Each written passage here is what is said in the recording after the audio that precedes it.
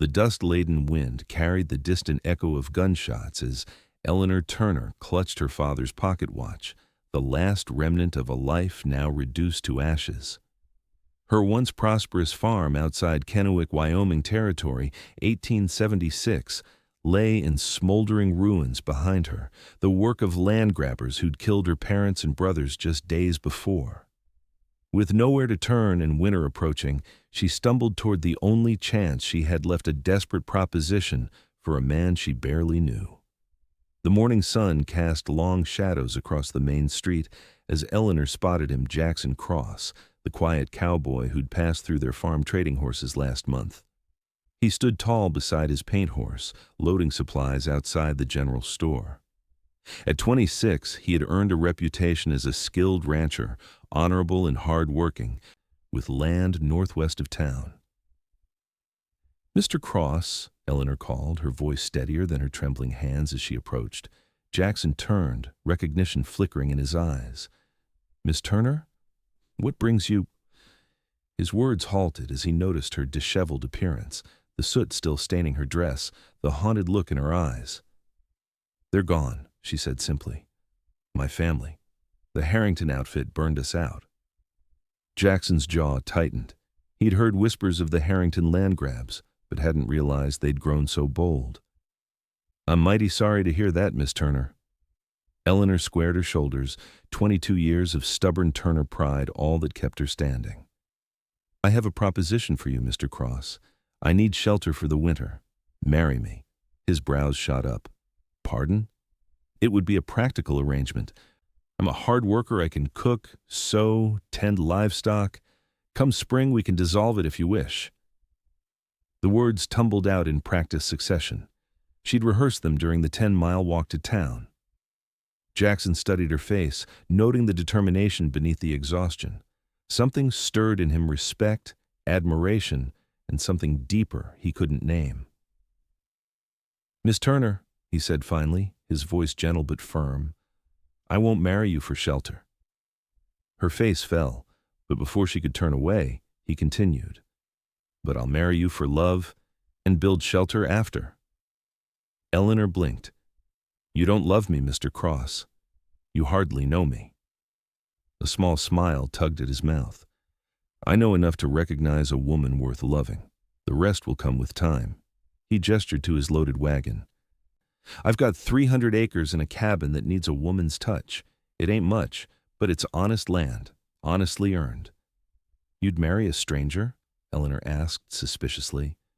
"You're no stranger.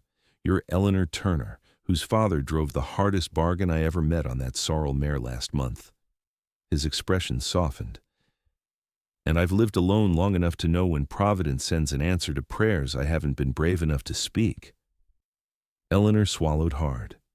She hadn't expected this response, had been prepared for rejection or crude propositions. This quiet dignity caught her off guard. "Think on it," Jackson continued. "I'll be at the church tomorrow at noon. If you're there, we'll speak vows. If not, no hard feelings." He tipped his hat and turned back to his supplies. That night, in a room above the saloon that the owner's wife had offered out of charity, Eleanor stared at the ceiling. Was she trading one desperate situation for another? Jackson seemed honorable, but men could change once they had a woman under their roof. Yet something in his steady gaze had offered more than just shelter. It offered possibility. The next day, as the church bells struck noon, Jackson stood nervously by the altar, hat in hand. He'd spent the morning cleaning his cabin, wondering if she would come. When the door creaked open and Eleanor appeared in a borrowed blue dress, something in his chest loosened. He hadn't realized until that moment how much he'd wanted her to come. Reverend Michaels performed a brief ceremony with the general store owner and his wife as witnesses. Jackson fumbled with the simple gold band he'd purchased that morning his mother's had been buried with her years ago. "I promise to protect you," he whispered as he slid it onto her finger. "I promise to try," she answered, her voice barely audible. They rode in silence toward his homestead, Eleanor perched on the wagon seat beside him. Miles of prairie grass stretched in all directions, occasionally broken by low hills or stands of cottonwood trees. As they crested a rise, Jackson pointed ahead. There it is. Eleanor saw a sturdy log cabin nestled against a hillside, a small barn and corral nearby. A creek wound its way across the property, willow trees marking its path. It was modest, but well-maintained, a testament to Jackson's character. "It ain't much," he said, echoing his words from town. "It's standing," Eleanor replied. "That's more than I have." The cabin's interior was simple. One main room with a stone fireplace, a rough-hewn table and chairs, a bed in the corner behind a partial partition. Everything was neat, but distinctly masculine. Jackson watched nervously as Eleanor surveyed what was now her home. "I'll sleep in the barn until," he began. "No," Eleanor interrupted. "This is a real marriage, Mr. Cross." "Jackson," he corrected gently. "If we're married, you should use my given name." "Jackson," she repeated, the word feeling strange on her tongue. "I won't have my husband sleeping in a barn.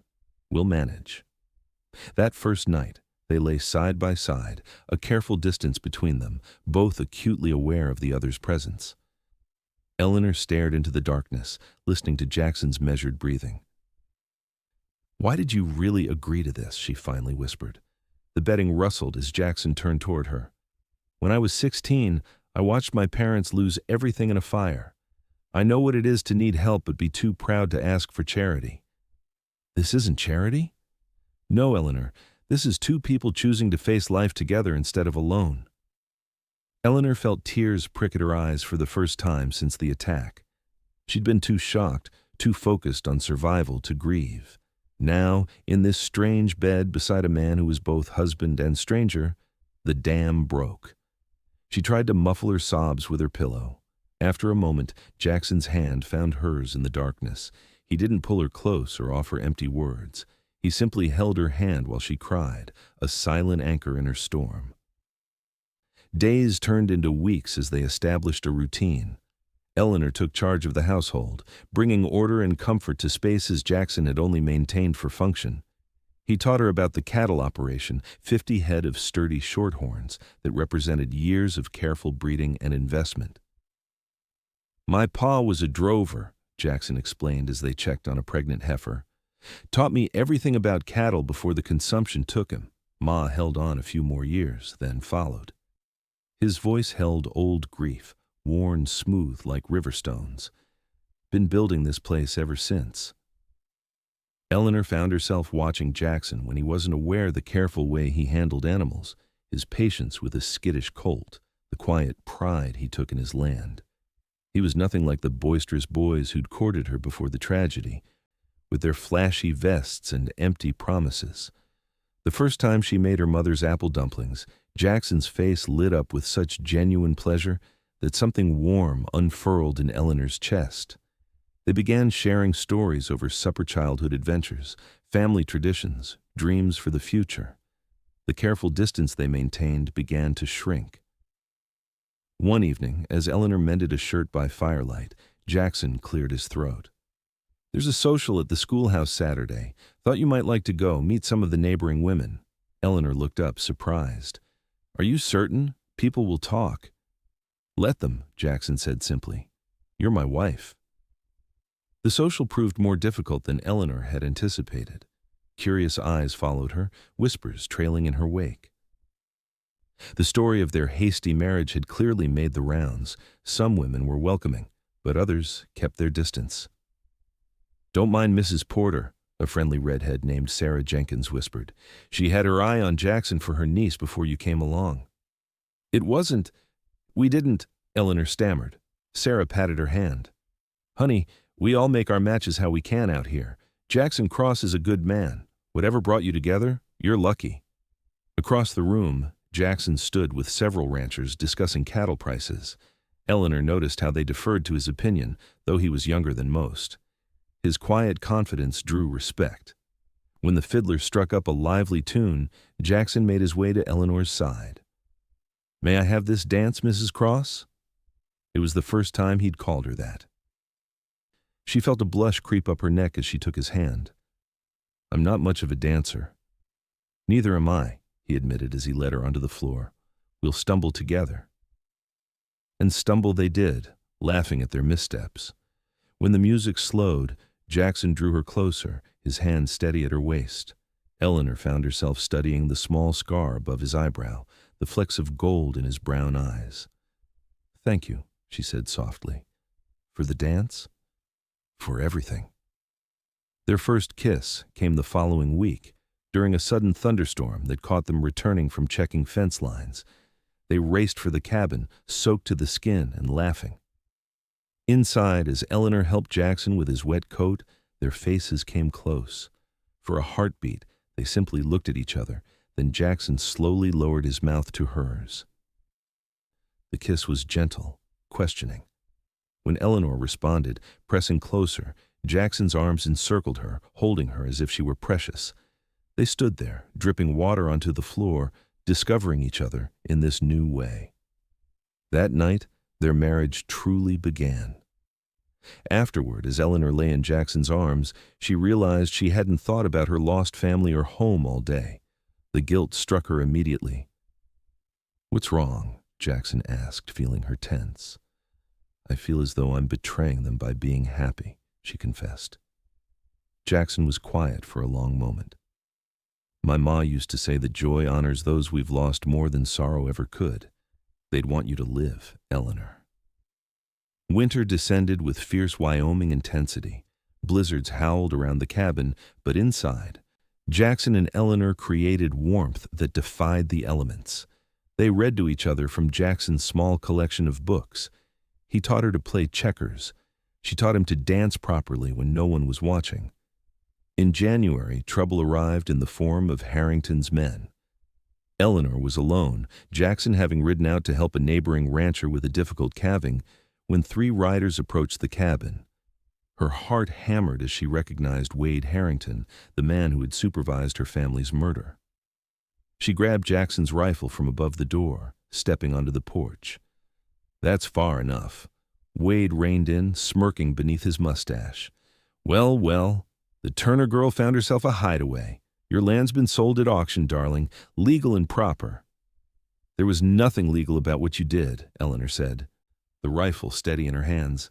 "Now get off our property." "Our?" Wade laughed. "Heard you took up with Cross. Smart move, but it won't save you when we expand this way." He leaned forward in his saddle. "Your daddy refused to sell. Cost him everything. Remember that when we make Cross an offer." "My husband doesn't make deals with murderers." Wade's expression hardened.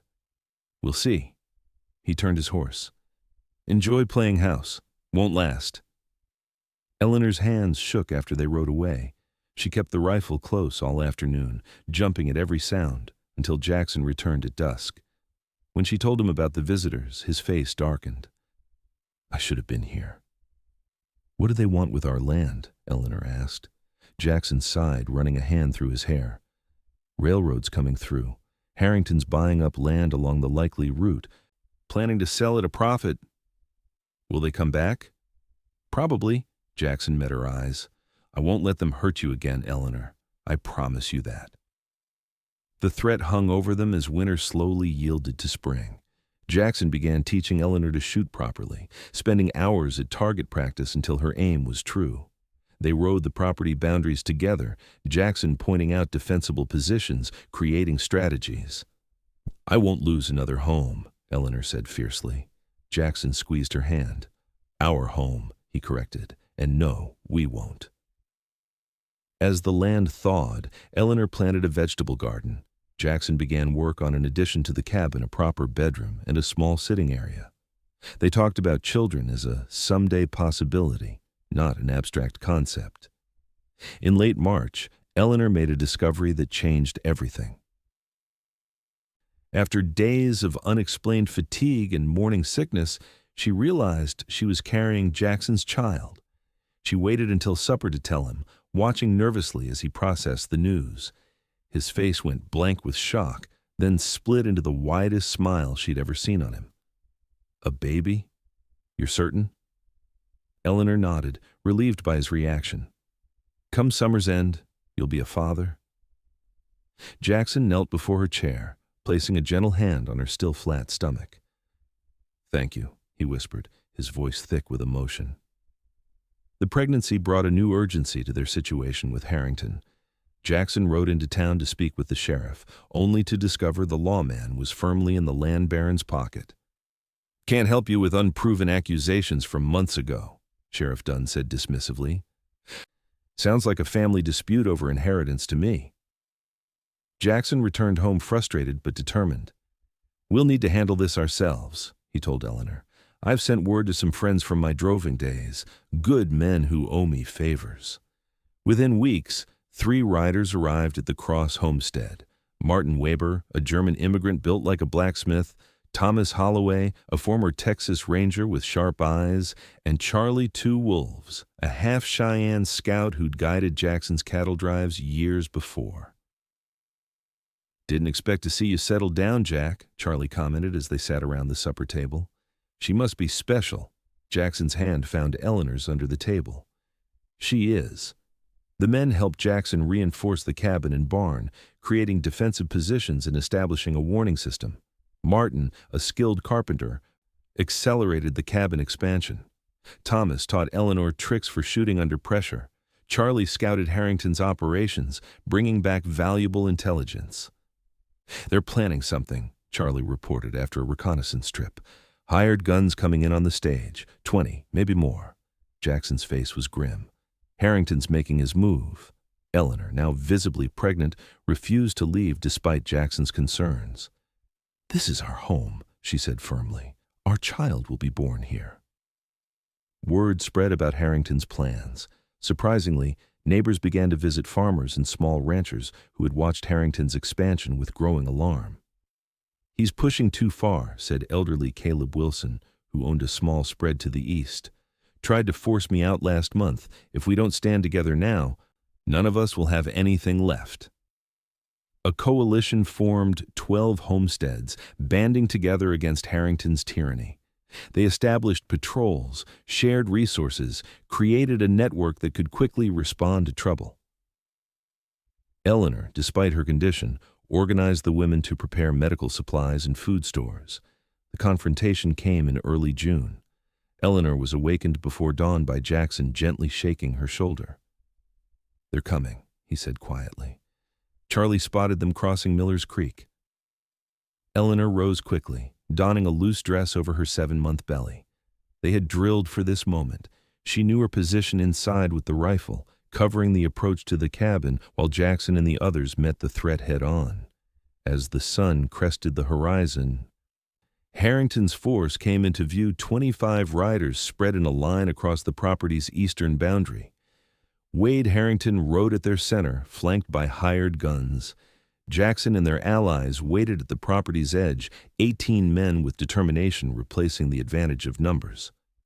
Eleanor watched from the cabin window, one hand on her belly, the other on a rifle. Harrington raised a hand, stopping his men 100 yards out. He rode forward alone, clearly expecting Jackson to do the same. Jackson dismounted and walked to meet him in the neutral ground between the forces.